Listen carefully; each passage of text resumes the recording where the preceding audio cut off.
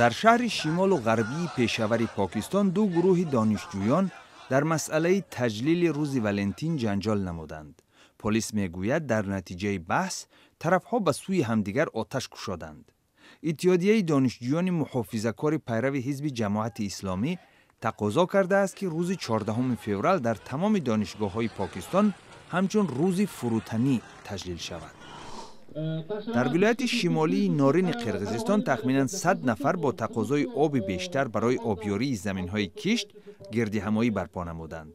اعتراضگران که اکثراً ساکنان دهه قزلتو بودند میگویند 3 سال اینجانب از سبب کمبود آب و کار ناکفایه نظام آبیاری حاصل کشت آنها به قدر نظررس کاهش یافته است.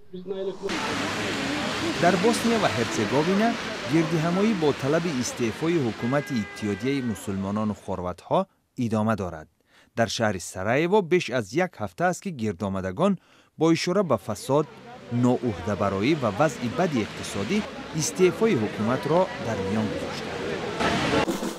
در پایتخت سربیا شهر بلگراد حامیان حقوق زنان به تشبث قیام 1 میلیارد نفر که هدف آن حمایت زنان است همراه شدند.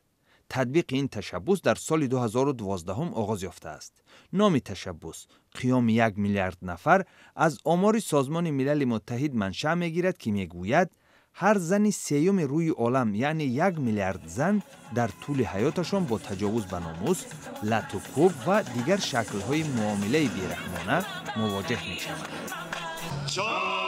در پایتخت گرجستان مجسمه ترمیم شده ادیب ابخاز دمیتری گولیا از نو قامت افراخت. در مراسم افتتاح مجسمه که به 140مین زادروز این ادیب راست آمده است، مهمانان ابراز داشتند که این اقدام است در راه مصالحه میان گرجستان و منطقه جدایخواه ابخازستان. سال 1993 در پی یک جنگ کوتاه مدت ابخازستان خود را صاحب استقلال اعلام کرد.